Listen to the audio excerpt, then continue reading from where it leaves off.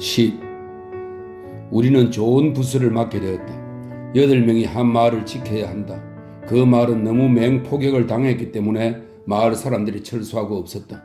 우리는 주로 아직 텅 비어있지는 않은 병참부를 지켜야 한다. 우리는 남아있는 식량으로 먹고 지내야 한다. 그런 일에는 우리가 제격이다. 카친스키, 알베르트, 뮬러, 차덴, 레어, 그리고 데트린 같은 우리의 쟁쟁한 그룹이 다 모인 셈이다. 물론 하이에는 죽고 없다. 하지만 이 정도만 해도 여간 다행한 일이 아니다. 왜냐하면 다른 그룹은 다들 우리보다 훨씬 커다란 손실을 입었기 때문이다. 우리는 콘크리트로 된 지하실을 우리의 은폐부로 선택한다. 그곳은 밖에서 계단을 통해 내려가도록 되어 있고 입구는 또한 특수한 콘크리트 담장으로 보호되고 있다. 우리는 지금 커다란 일을 벌이고 있다. 두 발과 영혼을 쫙 뻗고 편히 쉴 기회가 다시 찾아온 것이다. 그리고 우리는 그러한 기회를 귀신같이 잘 포착한다. 오랫동안 감상에 빠져있기에는 우리의 상황이 너무나 절망적이기 때문이다. 그것도 상황이 아직 극도로 열악하지 않을 때나 감상에 빠질 수 있는 것이다. 하지만 우리는 사태를 객관적으로 파악하는 수밖에 없다. 전쟁이 일어나기 이전에 가졌던 생각이 잠시라도 내 머릿속을 어지럽히면 나는 가끔 소름이 끼칠 정도로 객관적으로 된다. 이러한 생각도 오래 지속되지는 않는다. 우리는 우리의 상황을 되도록 가볍게 생각해야 한다. 그래서 우리는 그렇게 하기 위해 온갖 기회를 이용한다. 직접적이고도 가혹하게 두려움과 어리석음이 한때 뒤섞여 있다. 우리는 그 속에 뛰어드는 수밖에 달리 도리가 없다. 지금도 목가적인 분위기를 만드는데 열과 성을 다하고 있다. 물론 개걸스럽게 먹고 자는 것이 목가적인 풍경이다. 우리의 방에는 우선 근처의 집에서 끌고 온 매트리스를 깔기로 한다. 아무리 군인의 엉덩이라 할지라도 부드러운 것 위에 앉는 것을 좋아한다. 방의 한가운데만 아무것도 깔지 않는다. 그런 다음 우리는 담요와 털 이불을 찾아가지고 온다. 아주 부드럽고 질이 좋은 물건들이다. 무엇보다도 마을에는 이런 물자가 풍부하다. 알베르트와 나는 조립이 가능한 마하고니 침대를 하나 발견한다. 그 침대의 덮개는 푸른색 비단과 레이스의 보로 되어 있다. 우리는 이런 물건을 옮기느라 원숭이처럼 땀을 흘리지만 그래도 이런 것들을 놓치고 싶지는 않다. 특히 2, 3일 지나면 폭격으로 파괴될 게 분명하니까. 카친스키와 나는 집집마다 돌아다니며 조그만 정찰 활동을 한다. 얼마 안 있어 우리는 계란 12개, 꽤 신선한 버터 2파운드를 손에 넣을 수 있었다. 어떤 집의 응접실에서 갑자기 쿵 하는 소리가 난다. 철제 난로가 벽을 뚫고 우리를 지나서 우리 옆에 1m 지점에 있는 벽을 또 뚫었다. 구멍이 2개 생긴 셈이다. 건너편 집에 떨어진 포탄이 이곳으로 날아온 것이다. 운이 좋았어. 카친스키가 희죽희죽 웃으며 말한다. 우리는 계속 찾아다닌다. 갑자기 우리는 귀를 쫑긋 세우고 성큼성큼 걸어간다. 그런 직후에 우리는 마치 마법에라도 걸린 듯 우뚝 서 있다. 어떤 작은 축사에 2마리의 새끼 돼지가 바삐 돌아다니고 있지 않은가. 우리는 이게 꿈인가 생시인가 하면서 두 눈을 비비고 나서 다시 살펴본다. 그래도 정말 2마리의 돼지가 거기 있는 게 아닌가. 우리는 그것들을 붙잡는다. 의심의 여지 없이 그것은 정말 2마리의 새끼 돼지이다. 이 정도면 훌륭한 성찬이다. 우리의 은폐구에서 약 50보 떨어진 곳에 장교의 숙소로 쓰인 조그만 집이 한 채 있다. 부엌에는 2개의 철판, 프라이팬, 냄비 및 솔이 갖추어진 커다란 화덕이 있다. 여기에는 모든 게 있다. 심지어 헛간에는 잘게 쪼갠 장작이 산더미처럼 쌓여 있다. 그러니까 손 하나 까딱하지 않고 지낼 수 있는 집이다. 동료 2사람은 아침부터 밭에 나가 감자며 당근이며 어린 완두콩을 찾고 있다. 우리는 말하자면 먹을 게 넘쳐나서 병참부의 통조림은 거들떠보지도 않고 신선한 것만을 탐낸다. 찬장에는 벌써 양배추가 2통이나 들어있다. 새끼 돼지 도살은 카친스키가 해치웠다. 우리는 돼지고기를 넣어 감자전을 만들기로 한다. 하지만 감자를 갈 강판을 찾을 수 없다. 하지만 이 문제도 금방 해결이 된다. 양철 뚜껑에 못으로 구멍을 숭숭 뚫었더니 훌륭한 강판이 된다. 강판에 감자를 갈다가 손가락을 다치는 것을 피하기 위해 3사람은 두꺼운 장갑을 끼고 다른 2사람은 감자 껍질을 벗긴다. 일은 신속하게 착착 진행된다. 카친스키는 새끼 돼지, 당근, 완두콩 그리고 양배추를 담당한다. 심지어 그는 양배추에 섞을 하얀 소스까지 만든다. 나는 감자전을 굽는데 항상 4개를 동시에 굽는다. 10분쯤 지나자 나는 프라이팬을 가볍게 흔들어 한쪽이 구워진 전을 높이 치솟게 해서는 공중에서 휙 뒤집어 다시 받는 재주까지 부르게 된다. 새끼 돼지는 자르지 않고 통째로 굽는다. 모두들 제단 주위에 서 있는 것처럼 돼지고기 주위에 서 있다. 그러는 사이에 손님이 찾아왔다. 인심 좋게 2명의 무선 통신병을 성찬에 초대한 것이다. 이들은 피아노가 놓여있는 거실에 앉아있다. 한 사람은 연주하고 다른 사람은 베저 강가에서 라는 노래를 부른다. 그는 감정이 풍부하게 노래를 부르지만 작센 지방의 억양이 농후하다. 그래도 그 노래는 화덕에서 멋진 음식을 준비하는 우리들을 감동시키기에 충분하다. 그러는 사이에 우리가 적으로부터 맹렬한 포격을 당하고 있음을 알아채게 된다. 우리가 있는 집의 굴뚝에서 나오는 연기를 계류 기구가 예민하게 감지해내어 우리가 사격을 당하게 된 것이다. 그것은 작은 구멍을 내면서 넓고도 낮게 흩어지는 저주스러운 작은 탄환들이다. 점점 우리들 가까이까지 총알이 핑핑 날아오지만 그래도 음식 만드는 일을 그만둘 수는 없다. 소부대가 우리에게 사격을 해대고 있다. 몇 개의 파편이 부엌 창문을 통과해 피웅 날아든다. 조금만 있으면 돼지고기 굽는 것은 끝내지만 감자전 굽는 일은 이제 더 힘들어진다. 탄환이 너무 가까이에 떨어져서 더 자주 파편이 집벽에 부딪혔다가 창문을 통과해 날아든다. 탄환이 핑하고 날아올 때마다 난 프라이팬과 감자전을 들고 무릎으로 기어가서는 창문벽에 몸을 웅크린다. 그러고 나면 나는 즉각 다시 몸을 일으켜 계속 감자전을 굽는다. 작센 출신의 2 남자는 연주와 노래를 그만둔다. 피아노가 탄환의 파편에 맞았기 때문이다. 그러는 사이에 우리도 음식이 거의 다 준비되었어야 은폐부로 되돌아갈 준비를 한다. 다음은 탄환이 날아오자 2 남자는 야채 냄비를 들고 걸어만 나 살려라 하고 달려간다. 은폐부가 있는 곳까지는 약 50m 정도의 거리이다. 우리는 그들이 사라지는 모습을 본다. 다음은 탄환이 날아온다. 모두들 몸을 웅크린다. 그런 다음 1급의 원두 커피가 든 커다란 주둔자를 들고 2 사람이 질풍처럼 달려서는 다음 탄환이 다시 날아오기 전에 은폐부에 도달한다. 이제 카친스키와 크로프가 가장 값진 물건을 움켜쥐고 있다. 새끼 돼지가 노릇노릇하게 구워진 커다란 프라이팬이다. 영차 하고 무릎을 한번 굽히더니 어느새 50m가 넘는 은폐물이 없는 들판을 쏜살같이 달린다. 나는 마지막으로 4개의 감자전을 아직 굽고 있다. 그러는 동안에도 2번이나 땅바닥에 몸을 숙여야 한다. 하지만 이렇게 참고 견디면 결국 내가 제일 좋아하는 감자전을 4개나 더 굽게 된다. 다 굽고 난 다음 나는 감자전을 잔뜩 쌓아올린 쟁반을 들고 대문 뒤에 몸을 바짝 붙이고 있다. 총알이 핑 하고 날아와 꽝 하고 터진다. 나는 양손으로 쟁반을 가슴에 꼭 껴안고 냅다 내달린다. 은폐부에 거의 다 이르렀을 때 핑핑 스쳐가는 총알의 수요가 더욱 많아진다. 나는 사슴처럼 달아나며 콘크리트 담벼락을 휙 스치며 돈다. 담벼락에 탄환이 떨어지는 소리가 요란하다. 지하실 계단을 굴러 떨어지면서 양 팔꿈치가 벗겨진다.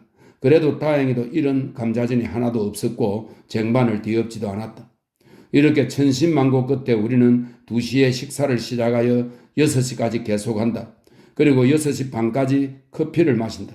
이것은 병참부에서 가져온 장교용 커피이다. 그리고 역시 병참부에서 가져온 장교용 시가와 담배도 피운다. 6시 반 정각에 우리는 만찬을 시작한다. 10시에는 새끼 돼지의 뼈대를 문 앞에 내다 버린다. 그런 다음에는 럼주와 코냑을 마시는데 이것도 역시 물자가 넘치는 병참부에서 가져온 것이다. 그리고 다시 배에 띠가 둘린 길고 두꺼운 시가를 피운다. 차대는 단 한 가지 없는 게 있다고 불평한다. 장교 위안소의 여자 말이다. 늦은 밤에 야옹하는 고양이 울음소리가 들린다. 지하실 입구에 작은 회색의 암고양이가 앉아있다. 우리는 그 고양이를 유혹해서 먹을 것을 준다. 그 모양을 보니 다시 우리도 식욕이 돋는다. 우리는 음식을 씹으면서 몸을 굽혀 잠을 청한다. 하지만 밤중에 고약한 일이 터지고 만다. 우리가 갑자기 너무 기름진 음식을 먹었다. 그 새끼 돼지고기가 우리의 창자를 너무 자극한 탓이다. 그래서 모두들 계속 은폐부를 들락날락 하느라 정신이 없다. 언제나 2~3명은 은폐부 밖에서 바지를 내리고 쭈그리고 둘러앉아 욕짓거리를 해대고 있다. 나 자신만 해도 9번이나 들락거렸다. 새벽 4시에는 마침내 최고 기록을 낸다. 초병과 손님을 앞에 11명 모두가 밖에서 쭈그리고 앉아 있었던 것이다. 불타고 있는 집들은 한밤중에 횃불처럼 타오른다. 포탄이 요란한 소리를 내며 날아와 터진다. 탄약 중대가 거리를 미친 듯이 질주한다. 병참부 건물의 한쪽 면이 허물어졌다. 파편이 빗발처럼 쏟아지는데도 탄약 중대의 운정병들이 벌떼처럼 그곳에 몰려와서 빵을 훔쳐 달아난다. 우리는 이들이 하는 대로 그냥 가만히 내버려 둔다. 우리가 뭐라고 해봐야 기껏해봤자 흠신 두들겨 맞을 것이 뻔하기 때문이다. 그래서 우리는 다른 방법을 쓰기로 한다. 우리는 초병이라고 우리를 설명한다. 우리는 사정을 잘 알기 때문에 우리에게 부족한 물품과 교환하기 위해 통조림을 훔쳐낸다. 그게 무슨 상관이겠는가? 얼마 안 있으면 그러지 않아도 이 모든 게 폭격으로 부서질 것이다. 우리들 자신을 위해서는 창고에서 초콜릿을 꺼내서는 통째로 입에 넣는다. 갇힌 습기는 부글거리는 위를 진정시키는데 초콜릿이 좋다고 말한다. 이렇게 먹고 마시고 빈둥거리면서 거의 14일이 지나간다. 우리를 방해하는 자는 아무도 없다. 마을은 포탄 공격으로 서서히 사라져간다. 그런데 우리들은 행복한 나날을 보낸다. 병참부의 일부나마 남아있는 한 우리는 아무래도 상관없다. 우리가 여기서 지내는 동안 전쟁이 끝나기를 바랄 뿐이다. 차대는 입맛이 아주 고급스러워져서 시가를 반 정도밖에 태우지 않는다. 그는 그것이 버릇이 됐다고 거드름을 피우며 설명한다. 갇힌 습기도 기분이 좋아져서 아침에 하는 첫마디가 이런 것이다. 에밀, 철갑상 알과 커피를 좀 가져오게. 어쨌든 우리는 놀랄 정도로 고급이 되었다. 모두가 다른 사람을 자신의 당번병으로 여기고 자네라고 호칭하며 갖가지 주문을 해야 된다. 크로프, 내 발바닥이 가려운데 이를 좀 잡아주지 않겠나? 그러면서 레어는 여배우처럼 다리를 크로프에게 내미는 것이다. 그러면 크로프는 그의 발을 잡고 계단 위로 끌어올린다. 차덴, 뭐야? 쉬어 자체로 있어도 좋지만 뭐야라는 대답이 뭔가? 명령하면 뭐라고 대답해야 하는가 차덴? 그러자 차덴은 다시 날 좀 제발 귀찮게 하지 말라고 하는 것 같은 동작을 한다. 이는 그가 늘 하고 나는 특유의 동작이다. 이로부터 일주일쯤 있다가 우리는 철수 명령을 받는다. 좋았던 시절도 이젠 끝이다. 2대의 대형 트럭이 와서 우리를 싣고 간다. 트럭에는 판자들이 높게 쌓여 있다. 하지만 알베르토와 나는 푸른색의 비단 덮개가 달린 우리의 침대, 매트리스, 레이스가 달린 2장의 요를 그 위에 높게 싣는다. 뒤쪽 침대의 머리 부분에는 최고의 식료품이던 자루가 각자 한 개씩 놓여 있다. 우리는 가끔 그 위를 더듬어 보기도 한다. 단단한 매트산 소시지, 간 소시지 통조림, 그 외의 통조림, 씨가 상자가 우리의 가슴을 두근거리게 한다. 각자 물품을 가득 채운 자루를 하나씩 갖고 있다. 크로프와 나는 이 외에도 붉은 벨벳 안락 의자를 2개 구해 침대에 올려두고 있다. 우리는 극장의 특별 관람석이라도 앉은 기분으로 발을 쭉 뻗고 있다. 우리들 위에는 침대 장식용 1000개로 쓰이는 비단보가 불룩해져 있다. 다들 입에 기다란 시가를 문 채 높다란 차 위에서 사방을 바라본다. 우리들 사이에는 고양이를 위해 발견한 앵무새 3장이 놓여 있다. 고양이도 데려온 것이다. 고양이는 3장 안의 고기 그릇 앞에 누워 가르릉거리고 있다. 트럭은 길 위를 천천히 굴러가고 있다. 우리는 노래를 부른다. 우리들 뒤에는 이제 완전히 내버려진 마을에서 포탄이 분수처럼 쏟아지고 있다. 며칠 후에 우리는 어떤 마을 주민을 철수시키기 위해 출동한다. 도중에 우리는 철수 명령을 받은 피난민들을 만난다. 이들은 손수레와 유모차에 자질구레한 짐을 싣고 끌고 가고 있으며 짐을 등에 지고 가기도 한다. 그들은 몸을 숙인 채 가고 있으며 얼굴에는 걱정, 절망, 조급함 및 체념의 빛이 가득하다. 아이들은 어머니의 손에 매달려가고 가끔씩 나이가 좀 든 소녀들은 어린 동생들의 손을 잡고 가기도 한다. 아이들은 앞으로 타박타박 걸어가면서 몇 번이고 뒤를 돌아본다. 몇몇 아이들은 보잘것없는 인형을 안고 가기도 한다. 이들은 우리 옆을 지나가면서 다들 아무 말이 없다. 우리는 아직 행군 대형으로 이동하고 있다. 프랑스군이 주민이 살고 있는 마을은 사격하지 않을 것이기 때문이다. 그러나 몇 분쯤 지났을까 윙윙 바람이 일고 땅이 흔들리면서 비명소리가 터져 나온다. 포탄 한 발이 맨 뒤의 열을 박살내버린 것이다. 우리는 사방으로 흩어지면서 몸을 땅에 납작 엎드린다. 그러나 바로 이 순간 여느 때 같으면 이러한 폭격을 당했을 경우 자신도 모르게 올바른 동작을 취하게 해주던 긴장감이 사라져버리는 느낌을 받는다. 넌 이제 글렀어. 하는 생각이 목을 조르는 듯한 끔찍한 불안감과 함께 치밀어 오른다. 바로 다음 순간 회초리로 왼쪽 다리를 후려치는 것 같은 느낌이 든다. 내 옆에 있던 알베르트의 비명소리가 들린다. 정신 차려, 일어나 알베르트. 나는 울부짖는다. 왜냐하면 우리는 허벌판에 아무런 은폐물도 없이 누워있기 때문이다. 그는 비틀비틀 일어서서는 달린다. 나도 그 옆에서 같이 달린다. 우리는 우리들 키보다 더 높은 울타리를 넘어야 한다. 크로퍼가 나무 가지를 잡자 나는 그의 다리를 묶어준다. 그는 비명을 지른다. 내가 그를 밀어주자 그는 울타리를 넘는다. 나도 단숨에 울타리를 뛰어넘어서는 그 울타리 뒤편에 있는 연못에 떨어진다. 우리 두 사람의 얼굴은 이끼와 진흙투성이다. 하지만 은폐물로는 그저 그만이다. 이 때문에 우리는 목까지 물에 잠긴 채 흙탕물 속을 걷는다. 그러다가 슉슉 포탄 소리가 나면 머리까지 물에 넣고 걷는다. 우리가 이러기를 12번이나 하자 나는 완전히 질리게 된다. 알베르트도 신음하며 말한다. 우리 나가자. 이러다간 쓰러져 물귀신이 되겠어? 어디 맞았니? 내가 묻는다. 무릎에 맞은 것 같아. 그럴 수 있니? 그럴 것 같아. 그럼 가자. 우리는 도로의 배수구에 뛰어들어 그 속에서 몸을 숙인 채 달린다. 탄환이 우리를 따라온다. 도로는 탄약고 방향으로 나 있다. 만약 탄약고가 폭발하면 우리는 다들 뼈도 추리지 못할 것이다. 그래서 우리는 계획을 바꾸어 대각선 방향으로 들판을 가로질러 외진 곳으로 달린다. 알베르트는 걸음이 점점 느려진다. 너 먼저 가. 난 뒤따라갈 테니. 그는 이렇게 말하고 땅에 털썩 주저앉는다.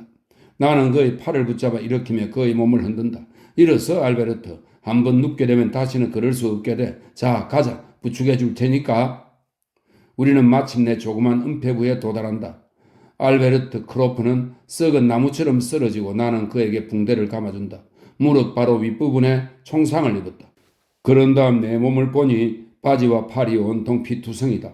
알베르트는 자신의 붕대로 나의 상처를 메어준다. 그는 이미 자신의 발을 더는 움직일 수 없다. 우리는 어떻게 그 다리로 여기까지 왔는지 놀라움을 금치 못한다. 불안감 때문에 여기까지 죽자고 달려왔으리라. 우리의 두 다리가 달아났다 하더라도 무릎만 가지고도 달려왔을 것이다. 나는 그래도 약간은 움직일 수 있기 때문에 그곳을 지나가는 부상병 수송차를 불러세워 차에 올라탄다. 차에는 부상병으로 가득하다. 차에 타고 있던 어떤 위생병이 우리에게 파상풍 예방주사를 가슴에 놓아준다. 야전병원에서는 우리가 나란히 누울 수 있도록 조치를 취해준다. 그곳의 수퍼는 묽은 국물뿐이라 형편없다고 불평하면서도 정신없이 먹어치운다. 더 좋았던 시절에 먹던 맛있는 음식에 익숙해져 있었지만 배가 고프니 어쩔 수 없는 일이다. 이젠 고향으로 돌아갈 수 있겠지, 알베르트. 내가 말한다. 그럴 수만 있다면야. 그가 대답한다. 내 상처가 어느 정도인지 알 수만 있다면. 통증이 점점 더 심해진다. 붕대를 감은 부위가 불에 댄 듯이 화끈거린다. 우리는 서로 번갈아가며 벌컥벌컥 물을 마셔야 된다. 내가 총에 맞은 부위가 무릎에서 위로 얼마나 떨어졌니? 크로프가 묻는다. 적어도 10cm는 돼, 알베르트. 내가 대답한다. 그런데 사실은 한 3cm 밖에 안 될 것 같다. 난 결심했어. 그가 잠시 후에 말한다. 만약 다리뼈를 잘라야 한다면 차라리 죽고 말겠어. 난 불구의 몸으로 세상을 돌아다니고 싶지 않아. 이렇게 우리는 누워 이런저런 생각을 하면서 기다린다. 저녁에 우리는 또 살대로 끌려간다. 나는 소스라치게 놀라며 순간 어떻게 해야 할까 하고 망설인다. 왜냐하면 이 야전병원의 군의관들은 다리 자르기를 무 자르듯 하는 것으로 유명하기 때문이다. 부상자들이 몰려들 땐 복잡하게 꿰매는 것보다 그게 더 수월하기 때문이다. 죽은 개머리가 불현듯 눈에 떠오른다. 어떤 일이 있더라도 클로로포름으로 마취를 당하지는 말아야지. 몇몇 녀석의 머리통을 박살내 놓는 한이 있더라도 말이다. 그래도 그런 일에 면하게 되었다. 그런데 군의관이 상처를 여기저기 쑤셔 놓아서 눈앞이 아득해진다. 그렇게 징징거리지 말게. 그는 이렇게 야단치며 싹둑싹둑 베어버린다. 수술 도구들이 밝은 빛 속에서 독을 품은 짐승처럼 반짝거린다. 너무 아파 도저히 참을 수 없을 정도이다.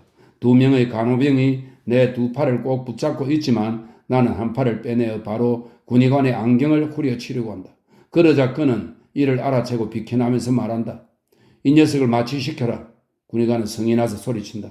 그러자 나는 조용해진다. 죄송합니다, 군의관님. 잠자코 있겠으니 제발 마취만은 하지 말아 주십시오. 그럼 얌전히 있어야지. 그는 닭 우는 소리를 내며 수술 도구를 다시 끄집어낸다. 금발인 그 군의관 녀석은 나이가 채 30도 되어 보이지 않는다. 얼굴에는 결투의 칼자국이 있고 금태 안경을 낀 모습이 꼭 얌체 같다. 이제 보니 그가 나에게 심술을 부리고 있음이 분명하다.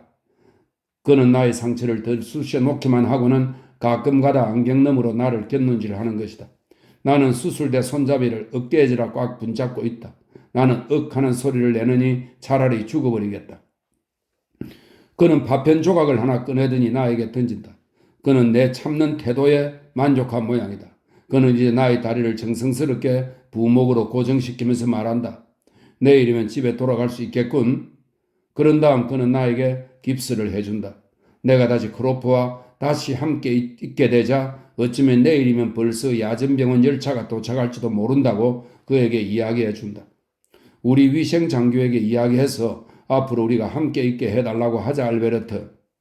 나는 위생 장교에게 몇 마디 그럴듯한 말을 건네면서 띠가 감긴 시가를 2개 쥐어주는 데 성공한다. 그는 시가를 코에 갖다 대고 냄새를 맡으며 묻는다. 아직 이런 거 몇 개 더 있나? 아직 한 줌 가득은 좋게 될 거예요. 나는 이렇게 말하며 크로프를 가리킨다. 이 친구도 마찬가지입니다. 내일 아침 야전병원 열차 창밖으로 함께 건네드리겠습니다. 그는 물론 내 말뜻을 알아듣고 또 한 번 시가 냄새를 쿵쿵 맡더니 말한다. 좋아.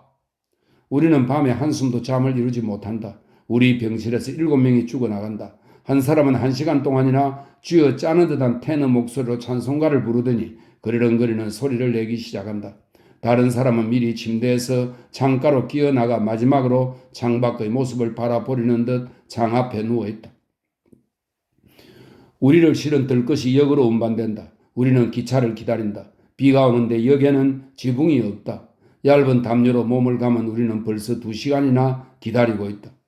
위생장교는 우리를 어머니처럼 돌봐준다. 나는 기분이 무척 좋지 않지만 우리가 세운 계획을 머릿속에서 잃어버리지 않는다. 나는 때를 보다가 그에게 슬쩍 씨가 꾸러미를 보여주면서 씨가 한 개비를 선불로 찔러준다.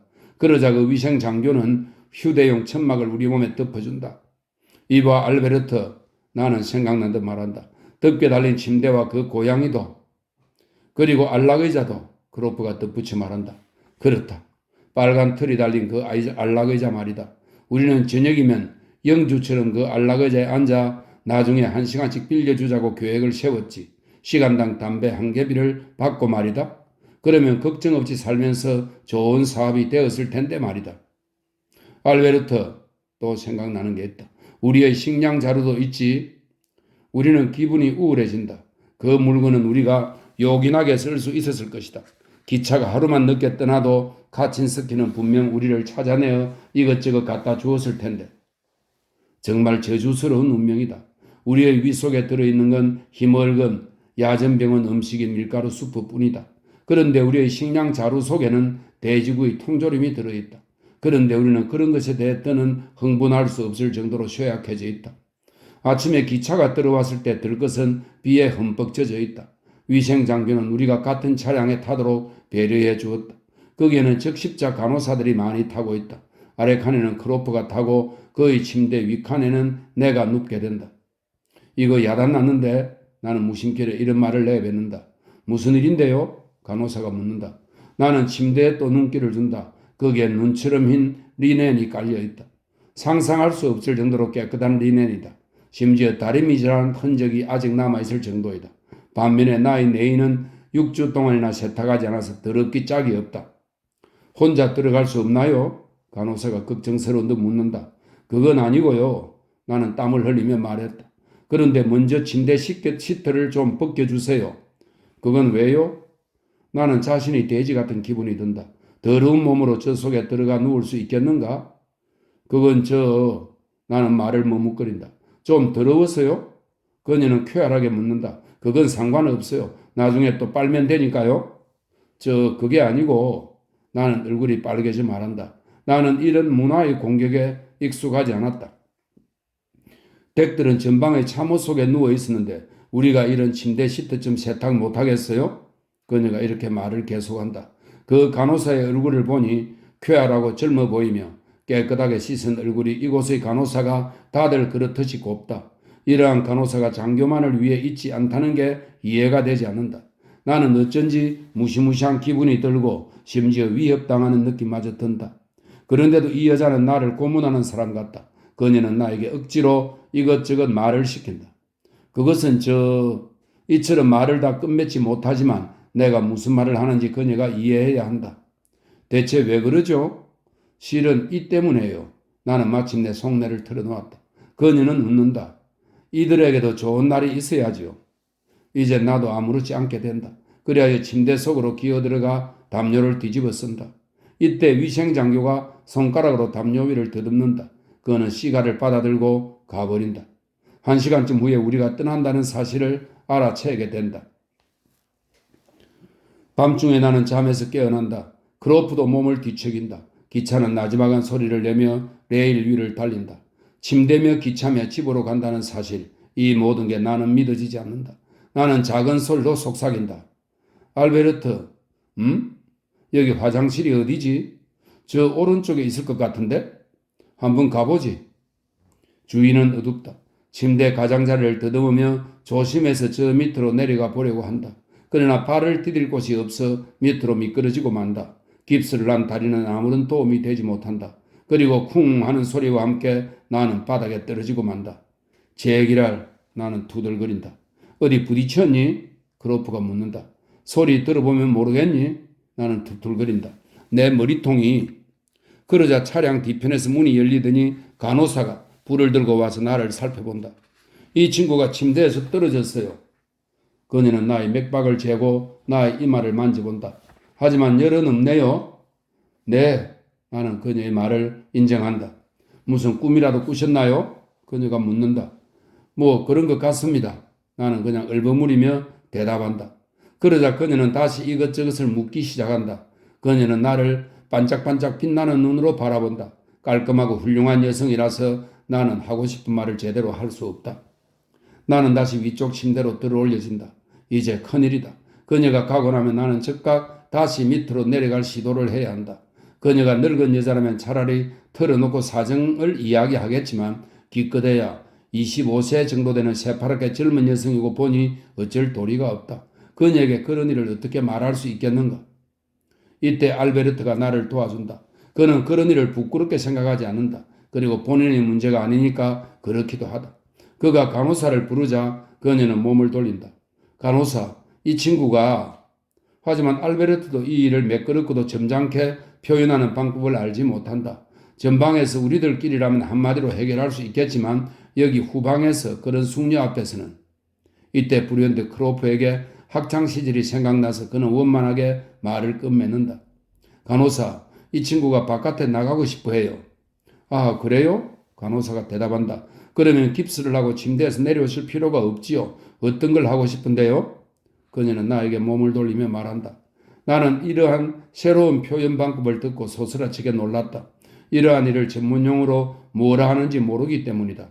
이때 간호사가 나에게 도움을 준다. 큰 건가요? 아니면 작은 건가요? 나는 너무 부끄러워 쥐구멍에라도 들어가고 싶은 심정이다. 나는 원숭이처럼 진땀을 흘리며 당황해서 말한다. 아니요, 그냥 작은 것이. 어쨌든 이로써 그럭저럭 사태를 해결할 수 있었다. 나는 간호사한테서 병을 하나 받아든다. 몇 시간이 지나자 나만 그런 일을 하는 사람이 아니다. 그리고 아침이 되자 이런 일에 익숙해져서 우리가 필요로 하는 것을 당당하게 요구하게 된다. 기차는 느릿느릿 달린다. 가끔 서기도 하면서 사망한 사람은 그때그때 내려진다. 열차는 몇 번이고 멈추어 선다. 알베르트에게는 열이 있다. 나는 그래도 어지간하게 견딜만 하다. 나에게도 통증은 있지만 이보다 더 고통스러운 것은 깁스 밑에 이가 있다는 것 같다는 사실이다. 가리워 미칠 지경이지만 속을 긁을 수도 없다. 낮에는 꾸벅꾸벅 존다. 창밖으로 경치가 조용히 지나간다. 사흘째 되는 날 밤에 우리는 헤르베스탈에 도착한다. 간호사가 말하기를 알베르트는 열 때문에 다음 역에서 내려야 한다고 한다. 이 기차는 어디까지 가나요? 내가 물어본다. 쾰른까지요. 알베르트, 우리는 함께 있어야 해. 내가 말한다. 잘 들어야 해.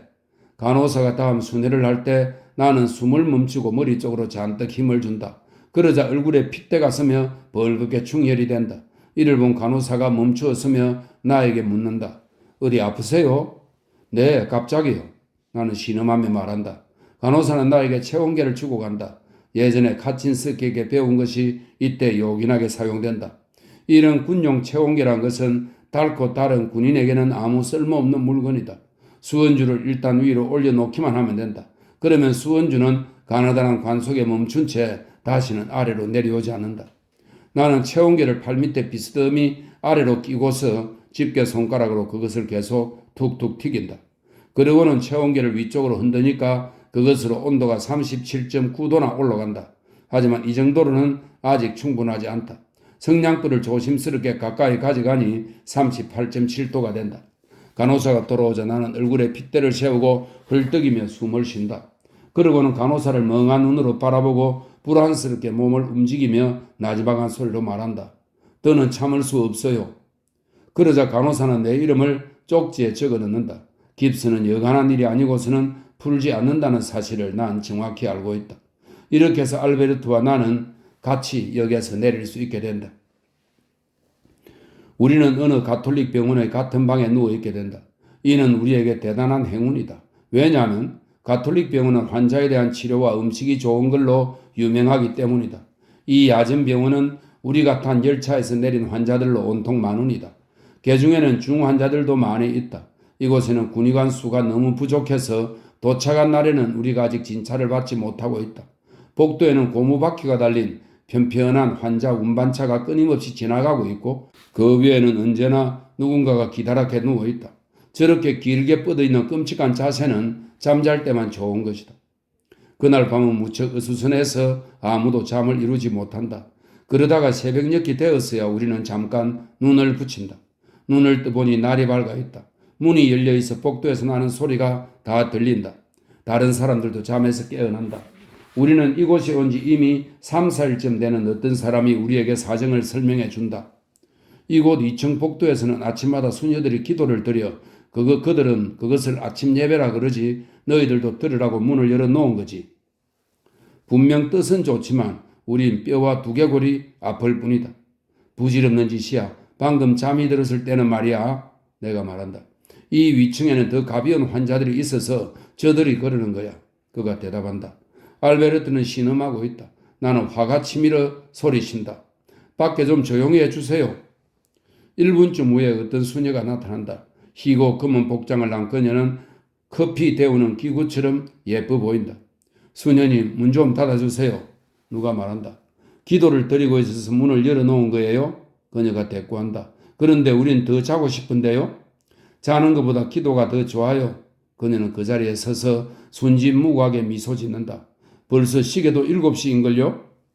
알베르트는 다시 신음소리를 낸다. 문 좀 닫아줘요. 나는 버럭 소리를 지른다. 수녀는 완전히 기가 막히는 모양이다. 이런 꼴을 그녀로서는 분명 도저히 이해할 수 없는 모양이다. 댁을 위해서도 같이 기도드리는 거예요? 그건 상관없다니까요. 문이나 닫아요. 그녀는 사라지면서도 문을 닫지 않는다. 연도가 다시 울려 퍼진다. 나는 분을 참지 못하고 말한다. 지금 셋을 셀 때까지 그치지 않으면 무엇든 던져버리겠어? 나도요. 어떤 사람이 말한다. 나는 5가지 헤아린다. 그런 다음 나는 병을 집어들고 목표물을 겨누어서 문을 통해 복도로 집어던진다. 병이 박살이 난다. 그때서야 기도 소리가 그친다. 한 무리의 수녀가 나타나서는 무엇라고 신중하게 꾸짖는다. 문을 닫으라니까요. 우리가 소리친다. 이들은 살며시 모습을 감춘다. 아까 왔던 작은 수녀가 마지막까지 남아있다. 참 못 말리는 이교도 들이시군요. 그녀는 참새처럼 제자를 그리더니 결국 문을 닫는다. 마침내 우리가 승리한 것이다. 정오 때 야전병원 감독관이 와서 우리에게 호통을 친다. 영창에 집어넣거나 더 이상의 일도 하겠다는 것이다. 이 야전병원 감독관은 신분이 병참부 감독관과 마찬가지이다. 긴 칼을 차고 견장을 달고 다니지만 사실 공무원에 지나지 않는다. 그 때문에 신병들조차 그의 말을 고지 듣지 않는다. 그래서 우리는 그가 찌꺼리는 대로 그냥 내버려 둔다. 뭐 우리에게 별일이야 있겠느냐 하는 심정으로 말이다. 병을 던진 녀석이 누구야? 그가 묻는다. 내가 했다고 자수할까 하고 곰곰 생각하기도 전에 누군가 접니다 하고 말한다. 그러더니 수염이 덥수룩한 어떤 남자가 일어선다. 왜 자기가 했다고 나설까 하고 모두들 긴장해 지켜보고 있다. 자넨가? 물론입니다. 쓸데없이 우리를 깨우는 바람에 화가 나서 그랬습니다. 그래서 제 정신이 아닌 나머지 내가 무슨 짓을 했는지는 몰랐습니다. 그는 마치 책이라도 읽듯이 말한다. 이름이 뭔가? 보충병 요제프 하마이입니다. 감독관이 물러갔다. 모두들 왜 그가 했다고 그러는지 궁금해한다. 왜 너가 했다고 그랬어? 너가 아니잖아. 그는 휘죽휘죽 웃으며 말한다. 그건 상관없어. 나에겐 금치산 증명서가 있어. 물론 누구나 이 말뜻을 알아듣는다. 금치산 증명서가 있는 자는 무슨 일이든 할 수 있기 때문이다. 그래, 실은 말이야. 난 머리에 총상을 입었어. 그래서 때때로 나에게는 책임 능력이 없다는 증명서를 발급받은 거야. 그 이후로 나는 이것을 멋있게 써먹고 있어. 나를 자극해서는 안 돼. 그러니까 별 탈이 없을 거야. 저 밑으로 내려간 작자는 단단히 약이 올랐을 거야. 그리고 병을 집어던진 것이 재미있어서 내가 그랬다고 한 거야. 저들이 내일 아침에 다시 문을 열어놓으면 우리 다시 던지자. 우리는 이제 한숨을 돌리고 있다. 요제프 하마을 중심으로 우리는 이제 무슨 일이든 저지를 수 있게 된 것이다. 그러고 나서 편편한 환자 운반차가 소리도 없이 와서 우리를 싣고 간다. 상체에 붕대가 들러붙어 있어 우리는 황소처럼 울부짖는다. 우리 방에는 6명이 누워있다. 검은 고수머리를 한 페트가 가장 심한 상처를 입었다. 그는 폐에 형편없이 총상을 입었다. 그의 옆의 프란츠 베이트는 팔에 총상을 입어 박살이 났다. 처음에는 그리 심하지 않아 보였는데 3일째 되던 날에 그는 우리를 불러 피가 흐르는 것 같으니 배를 눌러달라고 한다. 나는 요란하게 배를 울린다. 그런데 야근 간호수녀가 오지 않는다. 우리가 그녀에게 저녁에 꽤 성가시게 이런저런 요구를 했다. 왜냐하면 우리가 모두 새로 붕대를 감아 통증이 있었기 때문이다. 어떤 자는 발을 이렇게 해달라고 하고 또 어떤 자는 저렇게 해달라고 하고 또 다른 어떤 자는 물을 달라고 하고 그리고 베개를 흔들어 올려달라고 하는 자도 있었다. 뚱뚱한 늙은 수녀는 결국 화가 나 툴툴거리며 문을 닫아버렸다. 지금 그녀가 오지 않는 것으로 보아 아마 또 그런 하찮은 요구를 하는 것으로 생각하는 모양이다. 우리는 그녀가 오기를 그냥 기다릴 뿐이다. 마침내 프란츠가 말한다. 다시 좀 배를 울려줘. 다시 배를 울려도 그녀는 여전히 모습을 드러내지 않는다. 야간에는 우리 병동에 단 한 명의 수녀밖에 없다. 어쩌면 지금 다른 병실에서 간호를 하고 있을지도 모른다. 프란츠, 피가 나는 건 정말이지? 내가 묻는다. 그렇지 않으면 또 호되게 야단 맞을 거야? 어쩐지 축축해. 누가 불 좀 켜줄래? 그런데 그것도 할 수 없다. 스위치가 문에 있는데 일어설 수 있는 사람이 아무도 없기 때문이다. 나는 엄지손가락의 감각이 없어질 때까지 배를 계속 누른다. 어쩌면 수녀가 선잠에 들었을지도 모른다. 사실 수녀들의 일이 너무 많아 벌써 낮 동안에 모두 과로했을지도 모른다. 게다가 끊임없이 기도까지 드리지 않는가. 우리가 병이라도 던질까? 금치산 증명서를 가진 요제프 하마어가 묻는다. 벨 소리보다 더 못 들을 거야. 마침내 문이 열리더니 늙은 수녀가 뚱한 얼굴로 들어온다. 그런데 그녀는 프랑츠의 상처를 보더니 급히 서두르며 소리친다. 왜 아무도 진작 알려주지 않았어요? 그래서 우리가 배를 울렸잖아요. 여기엔 아무도 그럴 수 없으니. 프란츠는 출혈이 심해서 새로 붕대를 감아준다. 아침에 그 얼굴을 보니 더 헬쑥한 데다가 누렇게 찌들어 있었다. 전날 밤만 해도 사뭇 건강하게 보였던 프란츠가 아닌가. 그 뒤로는 간호수녀가 좀 더 자주 와준다. 가끔 적십자사의 보조 간호원이 오기도 한다. 이들은 착하지만 때때로 솜씨가 좀 서툴기도 하다. 이들은 다른 침대로 옮겨 누일 때 환자를 아프게 한다. 그러다가 정작 자신이 너무 놀라서 환자를 더욱 아프게 하기도 한다. 수녀들은 좀 더 믿을만하다. 이들은 우리를 다루는 요령을 알고 있지만 이들은 표정이 좀 더 밝았으면 좋겠다. 물론 개중에 몇몇은 유머가 있는데 이들은 대단히 훌륭한 사람들이다. 가령 리베르틴의 수녀를 좋아하지 않는 사람은 아무도 없다. 이 놀라운 수녀가 멀리서 보이면 온 병실은 들뜬 분위기가 된다. 그런데 그런 수녀가 그녀 말고도 몇 명 더 있다. 우리는 그런 수녀를 위해서라면 불 속에라도 뛰어들 용의가 있다. 사실 뭐라고 불평을 할 게 없다. 왜냐하면 여기서는 수녀들이 우리를 마치 민간인처럼 대우해주기 때문이다. 반면에 그냥 침대에 누워 있어야만 하는 위수야전병원을 생각하면 그저 소름이 끼칠 뿐이다. 프란츠 베이트는 다시는 기운을 차리지 못한다. 어느 날 그는 실려간 뒤로 다시는 돌아오지 않는다. 요제프 하마은은 그 내막을 알고 있다. 그를 우리는 다시는 보지 못할 거야. 그는 시체실로 보내졌을 거야. 무슨 시체실? 크로프가 묻는다. 뭐 사망실로 간 거라고. 그건 뭔데? 그건 병동 구석에 있는 작은 방이야. 죽기 직전에 있는 자가 가는 방이야. 거기엔 침대가 2개 있어. 어느 병원에서나 그건 사망실이라고만 불리지. 왜 그런 방을 만들었지? 그러면 나중에 그렇게 많은 일을 하지 않아도 되지. 시체실로 통하는 성강이 바로 옆에 있으니 더 편리하기도 하지. 어쩌면 다른 사람을 위해서도 병실에서 사람이 죽어가는 모습을 보이지 않으려고 그럴지도 모르지. 그리고 환자가 혼자 있으면 옆에서 간호하기도 더 낫겠지. 그런데 환자 자신은 어때? 요제프는 어깨를 추스르며 말한다. 보통 환자 자신은 그런 사실을 잘 모르고 있지. 다들 이런 사실을 알고 있니?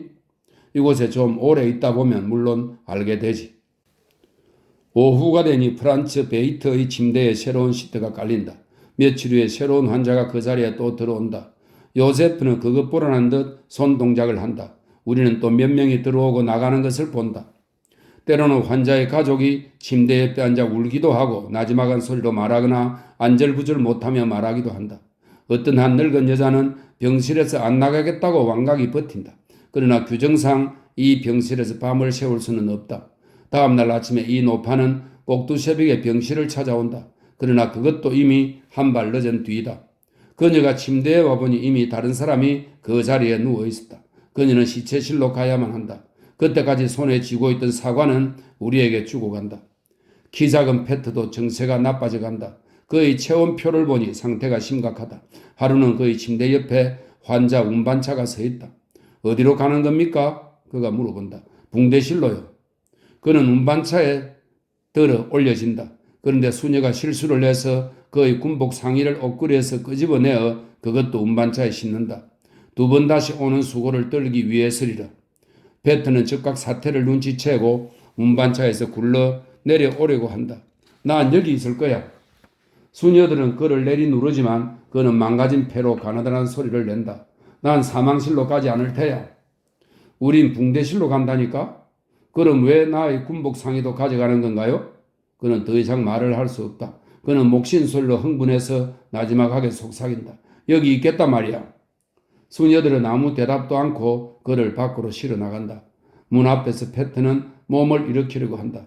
그의 검고 작은 고수머리가 떨리고 눈에는 눈물이 그렁그렁하다. 다시 돌아올게, 다시 돌아올게. 그는 소리친다. 문이 닫힌다. 우리들은 모두 흥분했지만 아무 말도 하지 않는다. 이었고 요제프가 말한다. 저런 말을 한 사람이 벌써 여럿 있었어. 일단 그곳에 들어가면 도저히 버텨내지 못해. 나는 수술받고 나서 이틀 동안 구역질을 한다. 나의 뼈가 잘 붙지 않는다고 의사 사무원이 말한다. 어떤 사람은 뼈가 잘못 붙어서 다시 부러진 사람도 있다. 그렇게 되면 정말 비참한 일이 아닐 수 없다. 우리 병실에 새로운 군인들 중에 편발인 2명의 어린 병사가 있다. 회진을 돌다가 군의장이 이런 사실을 발견하고 회심의 미소를 지으며 멈춰선다. 이런 건 고칠 수 있어. 간단한 수술만 하면 되지. 그러면 금방 건강한 발을 갖게 돼. 수녀 좀 적어놔요. 그가 이렇게 설명하며 말한다. 그가 나가자 모든 사실을 알고 있는 요제프가 경고한다. 너희들 수술 받으면 안 돼. 말하자면 그건 그 늙은이의 학문적인 열정이야. 그는 학문 연구를 위해 지목한 사람에겐 아주 거칠게 돼. 편발 수술을 받으면 나중에 물론 편발은 고쳐지겠지. 그 대신에 너희들은 안짱다리를 하게 되어 일생 동안 지팡이를 짚고 다녀야 할 거야. 그럼 어떻게 해야 하지? 그 중에 한 명이 묻는다. 안 된다고 말해야지. 너희들이 이곳에 온 이유는 총상을 치료하기 위해서지 편발을 고치려는 것은 아니니까. 전쟁터에서도 편발로 살아남지 않았느냐? 그건 너희들이 더 잘 알고 있잖아. 지금은 자유로이 뛰어다닐 수 있지만 너희들이 그 늙은이의 메스에 걸려들게 되면 불구의 몸이 되고 말아. 그에게는 실험용 집토끼가 필요한 거야. 그 때문에 그에게는 전쟁이 절호의 기회인 셈이지. 다른 모든 의사들도 마찬가지겠지만 말이야. 너희들 저 아래 병동에 한번 가봐. 그가 수술한 수많은 환자들이 기어다니고 있어. 그중 많은 사람들이 1914년이나 1915년부터 여기 왔으니 수년간 있은 셈이지. 수술하기 전보다 더 나아진 사람은 눈을 씻고 봐도 없어. 하지만 거의 모두 다 상태가 더 나빠졌어. 대부분은 다리에 깁스를 하고 다닐 뿐이지. 그는 반년마다 이들을 다시 붙잡아 뼈를 다시 부러뜨려 놓고 말지. 그러면서도 매번 수술이 성공적이라고 하지. 너희들 조심해야 돼. 싫다고 하면 그도 수술해서는 안 되는 거야. 그런데 이봐. 둘 중에 한 사람이 피곤한 듯 말한다. 머리보단 다리가 더 낫지. 다시 전방에 나가면 어떤 일을 당할지 모르잖아. 다시 집에만 돌아갈 수 있다면 그들이 나에게 무슨 짓을 해도 좋아. 죽는 것보단 차라리 안짱다리가 더 낫지. 우리와 같은 젊은이인 다른 사람은 수술을 원하지 않는다. 다음날 아침 그 늙은 군의장은 둘을 밑으로 내려오게 해서는 두 사람을 달래고 어르고 해서는 마침내 승낙을 받아낸다. 늙은 사람에게 달리 무슨 수가 있겠는가? 이들은 단지 애송이 군인에 불과하고 상대방은 교활한 짐승 아닌가? 이들은 깁스를 하고 클로로프롬 마취를 당한 채 다시 우리들 곁으로 돌아온다. 알베르트의 정세는 악화되어 간다. 그는 실려가서 다리를 절단당한다. 다리 하나가 거의 완전히 날아간 것이다. 그러고부터는 이제 거의 다시는 말을 하지 않는다. 한 번은 권총이 자기 손에 닿기만 하면 자살해 버리겠다고 말한다. 새로운 환자가 수송되어 온다. 우리 병실에는 눈먼 사람이 2명 들어온다. 그 중에 한 명은 아주 나이가 어린 음악가이다. 수녀들은 이 남자에게 음식을 줄 때 결코 나이프를 가져오지 않는다. 이미 한 번 그는 어떤 수녀에게서 나이프를 빼앗은 적도 있다. 이렇게 조심하고 있는데도 또 사고가 일어난다. 저녁에 식사를 줄 때 그 수녀는 그의 침대에서 다른 곳으로 불려가면서 포크가 든 접시를 오랫동안 그의 식탁에 놓아두었다. 그는 손으로 더듬어 포크를 쥐고는 있는 힘을 다해 자기 가슴에다 찔렀다. 그런 다음 구두를 집어들고는 있는 힘을 다해 포크의 손잡이를 때려 박았던 것이다. 우리가 도와달라고 소리쳐 세 사람이 달려와서야 그의 손에서 포크를 뺏을 수 있었다. 포크의 뾰족한 끝은 뭉툭하게 되어 이미 그의 가슴 깊이 들어가 있었다. 그가 밤새 우리에게 욕을 해대는 바람에 우리는 한숨도 잠을 이룰 수 없었다. 아침이 되자 그는 하도 고함을 질러서 경련이 일어났다. 다시 여러 개의 침대가 비게 된다. 매일매일이 고통과 불안, 신음과 그릉거림으로 지나간다. 시체실이 있다는 사실도 이제 더 이상 도움이 되지 않는다. 왜냐하면 시체실 수가 너무 적기 때문이다. 우리 병실에서도 밤에 사람들이 죽어나간다. 사실 수녀들이 예상한 이상으로 일이 빨리 진행되고 있는 것이다. 그러나 하루는 문이 휙 열리더니 편편한 환자 운반차가 굴러 들어온다. 그런데 들것에는 검은 고수머리가 잔뜩 일어선 페트가 창백하고 여인 얼굴로 만면에 웃음을 띠고 똑바로 앉아있는 것이 아닌가. 리베르틴의 수녀는 환한 표정을 지으며 그가 전에 누워있던 침대에 그를 밀어준다. 그는 한 번 가면 다시 돌아오지 못하는 시체실에서 돌아온 것이다. 우리는 벌써 진작부터 그를 죽은 것으로 생각했다. 그는 주위를 둘러보며 말한다. 이제 너희들 뭐라고 말할 거지? 그런데 요제프조차 이런 경우는 처음 보았다는 사실을 인정하지 않을 수 없다. 이러는 동안 점차 우리들 중에 몇몇은 일어나도 좋다는 허락을 받게 된다. 나도 쩔뚝거리며 돌아다닐 수 있도록 목발을 지급받았지만 그걸 거의 사용하지 않는다. 내가 방 안을 돌아다닐 때 보내는 알베르트의 시선을 견딜 수 없기 때문이다. 그러면 그는 나를 늘 너무 이상한 눈초리로 바라보는 것이다. 그 때문에 나는 몰래 복도로 빠져나가는데 거기서는 비교적 자유롭게 움직일 수 있다. 아래층 병실에는 복부나 척수나 머리에 총상을 입은 사람들과 양쪽 다리를 절단한 사람들이 누워있다. 오른쪽 병동에는 턱에 총상을 입은 사람들, 독가스에 중독된 사람들, 코와 귀와 목에 총상을 입은 환자들이 누워있다. 왼쪽 병동에는 눈먼 사람들과 폐에 총상을 입은 환자들, 골반, 관절, 신장, 고환 및 위에 총상을 입은 환자들이 누워있다. 이곳에 들어와 보니 비로소 어디에 총상을 입는 게 고약한 것인지 알 수 있게 된다. 두 사람이 창상성과 파상풍으로 숨을 거둔다. 피부는 창백해지고 사지는 굳어버리지만 마지막으로 오랫동안 두 눈만은 아직 살아있다. 일부 부상병의 경우에는 총상을 입은 수족이 한쪽 횡목에 달린 채 공중에서 건들거리고 있다. 상처 밑에 받쳐진 대야에는 고름이 뚝뚝 흘러내리고 있다. 2시간이나 3시간마다 그릇에 고름을 비운다. 압박 붕대를 감은 다른 환자들은 침대 옆에 밑으로 내려 떨어진 무거운 추를 달고 누워있다. 내장에 총상을 입은 환자들은 창자에 늘 똥이 가득 찬 게 보인다. 군의관의 사무원은 완전히 박살이 난 허리뼈, 무릎 그리고 어깨를 찍은 렌트겐 사진을 나에게 보여준다. 이렇게 만신창이가 된 신체 위에 아직 얼굴이 붙어 있고 그 얼굴로 하루하루의 삶을 이어가고 있다는 게 정말 신통하다. 그런데 이것은 단 하나의 야전병원, 단 하나의 병동일 뿐이다. 독일, 프랑스 및 러시아에는 각기 수십만 개의 야전병원이 있다. 이런 일이 가능하다면 지금까지 쓰이고 행해지고 생각된 모든 일이 얼마나 부질없는 짓인가. 이와 같은 대대적인 유혈 사태, 수십만을 고통으로 몰아넣는 이러한 감옥을 수천 년의 문화로도 막지 못한다면 세상의 모든 것은 얼마나 거짓되고 무의미한 것인가. 이러한 전쟁의 참상을 바로 야전병원이 보여주는 것이다. 나는 아직 20살밖에 안 되는 파릇파릇한 젊은이다. 하지만 내가 인생에 대해 아는 것이라곤 고뇌의 심령과 더불어 절망과 죽음, 불안, 무의미하게 짝이 없는 일련의 피상적인 모습밖에 없다.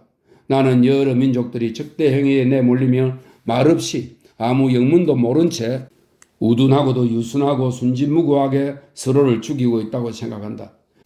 나는 이 세상에서 가장 우수한 두뇌의 소유자들이 무기와 말을 발명한 것은 이 모든 것을 더욱 교묘하고도 오랫동안 지속시키기 위해서라고 생각한다. 그리고 세계 각지에서 나와 나이가 같은 모든 젊은이들은 나와 같은 생각을 하고 있다. 나의 세대의 젊은이들은 이를 나와 함께 체험하고 있다. 우리가 언젠가 일어서서 우리의 아버지들 앞으로 끌어가 책임을 추궁한다면 그들은 뭐라고 할까?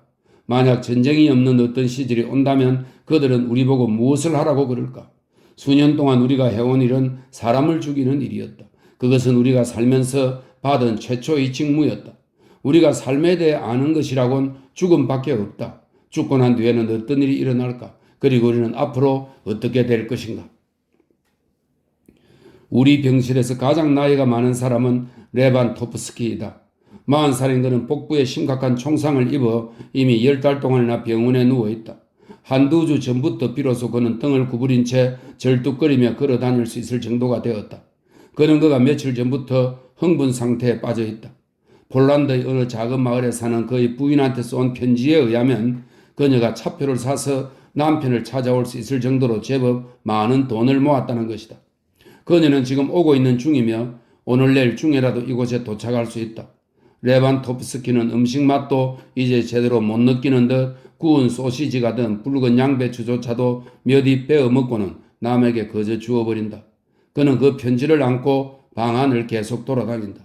누구나 그 편지를 벌써 12번은 읽었을 것이다. 우체국 소인도 눈이 닳도록 들여다보았고 편지의 글씨는 손때와 손자국으로 거의 알아볼 수 없을 정도이다. 그런데 이때 어김없이 찾아오는 것은 반드시 오고야 만다. 즉 레반토프스키는 열이 나서 다시 침대에 누워 있어야 한다. 그는 부인의 얼굴을 못 본 지 2년이나 되었다. 부인은 그러는 사이에 낳은 아이도 함께 데리고 온다. 그런데 레반토프스키는 전혀 다른 일을 생각하고 있다. 그는 늙은 부인이 오면 외출 허가증을 받을 수 있기를 희망했다. 그 이유는 아주 분명하다. 부인을 보는 것만 해도 무척 반가운 일이지만 오랫동안 부인을 못 만나다가 다시 만나면 사실 그게 가능하다면 사람들이나 무언가 다른 일을 바라는 법이다. 레반토프스키는 이 모든 일에 대해 몇 시간 동안이나 우리와 상의했다. 군대에서는 전우끼리 그런 문제에 대해 비밀이 없다. 또한 그런 문제에 대해 시비를 거는 사람도 없다. 우리들 중에서 이미 외출을 해본 경험이 있는 자들은 그에게 시내의 몇몇 나무랄 데 없는 구석을 일러주었다. 아무런 방해도 받지 않을 공원 구석 같은 곳을 말이다. 심지어 작은 방까지 알고 있는 자도 있었다. 하지만 이 모든 것이 무슨 소용이 있단 말인가? 레반토프스키는 침대에 누워 이런저런 걱정을 하고 있다. 만일 그가 이 기회를 놓치게 된다면 그는 일평생 두고두고 후회할 것이다. 우리는 그를 위로해주고 우리가 둘에게 결코 방해가 되지 않도록 하겠다고 약속한다. 다음 날 오후에 그의 부인이 모습을 드러낸다. 몸집이 작고 여인 그 여자는 새 같은 눈으로 불안스럽게 두리번거린다. 그녀는 주름이 잡히고 레이스가 달린 색이 검은 일종의 외투 같은 것을 입고 있었다. 세상천지 어디서 이런 물건을 물려받았을까 싶을 정도로 꾀재재한 옷이다. 그녀는 작은 소리로 뭐라고 중얼거리면서 수줍은 듯 선뜻 들어오지 못하고 문가에 그대로 서 있다. 장정이 6명이나 있는데 저기 놀란 모양이다. 이봐 마리아. 레반토프스키는 이렇게 말하며 힘들여 목젖을 꿀꺽 삼킨다. 그냥 들어와도 돼. 여기 있는 사람들은 신경 쓰지 말고 그녀는 주위를 돌아다니며 우리 모두에게 손을 내민다. 그런 다음 포대기에 쌓인 아이를 보여준다. 그녀는 진주로 수놓은 커다란 가방에서 어떤 깨끗한 천을 꺼내더니 재빨리 아이를 새로 싼다. 이로써 그녀에게서 처음의 당황해 하던 표정도 사라지고 두 사람은 이야기를 나누기 시작한다. 레반도프스키는 안절부절 못하면서 부리부리한 둥근 눈으로 우리 쪽을 몇 번이고 힐끗 쳐다본다. 그의 표정은 참담하기 짝이 없다. 의사의 회진이 지나가서 절호의 기회가 왔다. 기껏해야 한 사람 정도의 수녀가 아직 방안을 들여다볼 수 있을지도 모른다. 그래서 어떤 사람이 또 한 번 밖으로 나가 주위를 살핀다. 그가 돌아오더니 고개를 끄덕인다. 아무도 없어. 요한, 부인에게 말하고 어서 해. 두 사람은 폴란드 말로 서로 대화를 나눈다. 부인은 약간 얼굴을 붉히고 당황한 표정으로 쳐다본다. 우리는 선량한 표정으로 희죽희죽 웃으며 무슨 일을 해도 상관없다는 듯이 손으로 내젓는 동작을 해 보인다. 악마가 모든 선입견을 빼앗아 가버렸으면 좋겠다. 그런 선입견들은 다른 시절을 위해 만들어졌다. 여기엔 가구공 요한 레반도프스키, 총상을 입고 불구가 된 군인이 누워있다. 그리고 그 옆에 부인이 있다. 언제 부인을 다시 볼지 누가 알겠는가? 남편은 아내를 안으려고 한다. 그리고 준비가 됐으니 남편은 아내를 안아야 한다. 수녀들이 불시에 들어오는 것을 막고 그들에게 말을 걸어 따돌리기 위해 두 명이 문 앞에 대기하고 있다. 그들은 약 15분쯤은 그렇게 시간을 끌 작정이다. 레반도프스키는 한쪽으로만 누울 수 있다. 그래서 어떤 자가 그의 등에 베개를 서너 개 떼주고 알베르트는 아이를 봐주기로 한다. 그런 다음 우리는 부부로부터 약간 등을 돌린다. 검고 짧은 외투가 이불 속으로 사라진다. 그러자 우리는 시끄럽게 소리를 내며 갖가지의 말로 떠들면서 스카트 놀이를 시작한다. 모든 일이 순조롭게 진행된다. 나는 달랑 클로버 하나와 잭 4개를 손에 쥐고 있다. 결과는 보나마나 뻔하다. 이렇게 우리는 카드 놀이를 하면서 레반도프스키에 대해서는 거의 잊고 있다. 얼마 후에 아이가 앙앙 울기 시작한다. 알베르트가 절망적으로 이리저리 흔들어 보아도 아무 소용이 없다. 그러자 바스락거리며 옷 입는 소리가 들린다.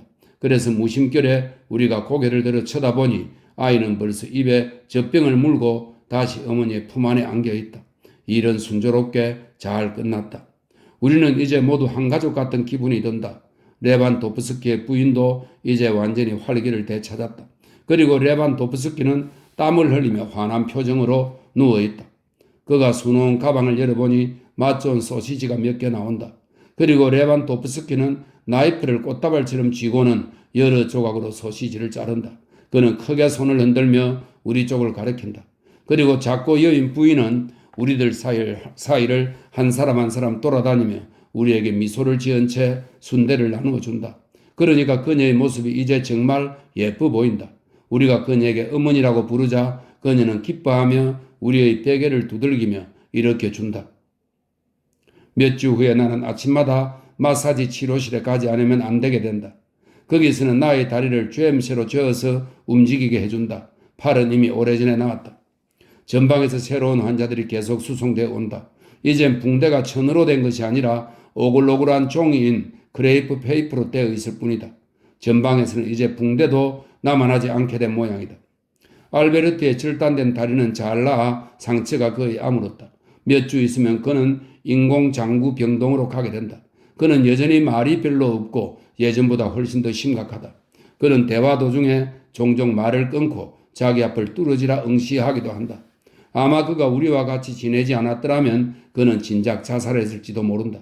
하지만 이제 그는 최악의 고비를 넘겨서 우리가 스카트 놀이하는 것을 가끔 지켜보기도 한다. 그러는 사이에 나는 요양 휴가를 얻는다. 나의 어머니는 나를 더 이상 떠나보내려 하지 않는다.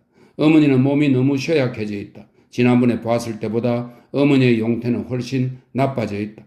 휴가를 마친 후 나는 연대의 명령으로 다시 전선으로 나가게 된다. 나의 벗 알베르트 크로포와 헤어지는 것은 정말 괴로운 일이다. 하지만 군에 들어오면 시간이 흐르면서 이런 일에 익숙해지게 된다.